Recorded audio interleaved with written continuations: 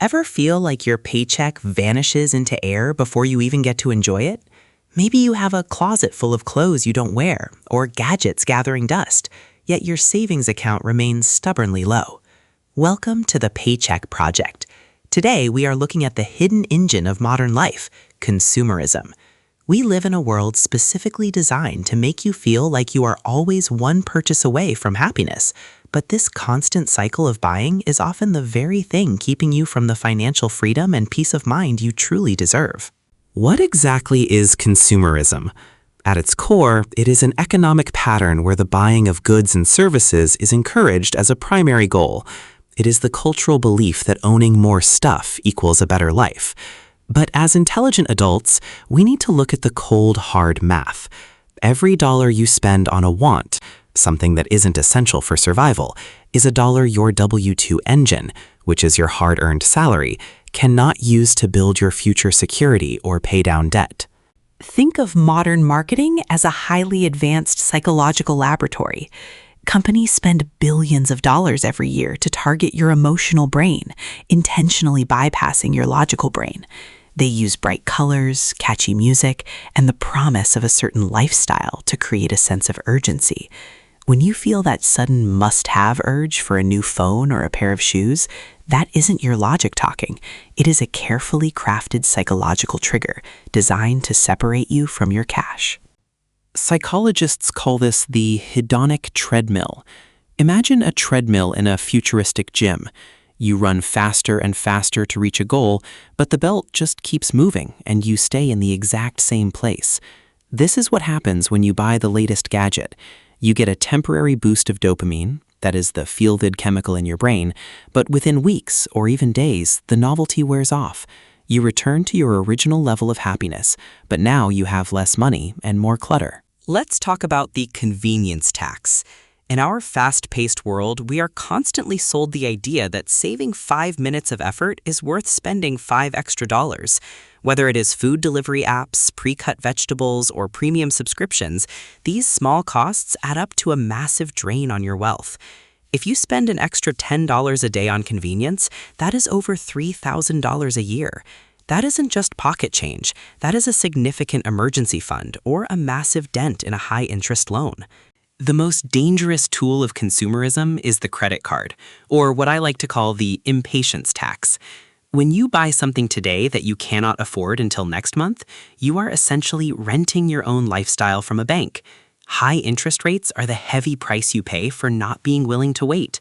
Mathematically, paying 20% interest means you are paying $1.20 for every single dollar of value you actually receive. That math simply does not work in your favor long term. We must understand opportunity cost. This might sound like a complex term, but it is actually very simple. It is the value of what you lose when you choose one thing over another. If you spend $1,000 on a designer handbag today, the opportunity cost isn't just that $1,000. It is the $5,000 or $10,000 that money could have grown into over 20 years if it were invested in a simple retirement account. You aren't just spending today's money, you are spending your future self's freedom. Consider the math of depreciation. Depreciation is the process of an item losing its value over time.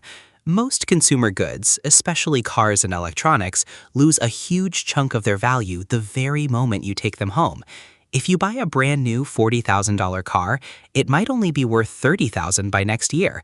You have essentially set $10,000 on fire for the privilege of driving something new. Protecting your W-2 engine means putting your money into things that grow, not things that shrink. So how do we break this cycle? Start with the 72-hour rule.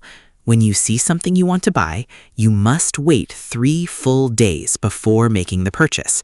This allows the emotional high created by marketing to fade and gives your logical brain time to wake up. Ask yourself, will this item actually solve a meaningful problem in my life, or am I just bored? More often than not, after 72 hours, that intense urge to buy will completely disappear on its own. Another powerful tool is the inventory check. Before you head to the store or open a shopping app, take 10 minutes to look at what you already own. We often buy new things because we have forgotten we already have a similar version tucked away in a closet or drawer. Rediscovering what you own is like getting a gift for free. It grounds you in reality and reminds you that you probably already have enough resources to be comfortable and happy without spending another dime. True financial aptitude is moving your mindset from I want to I need. A need is essential for your survival or your ability to perform your job. A want is a luxury.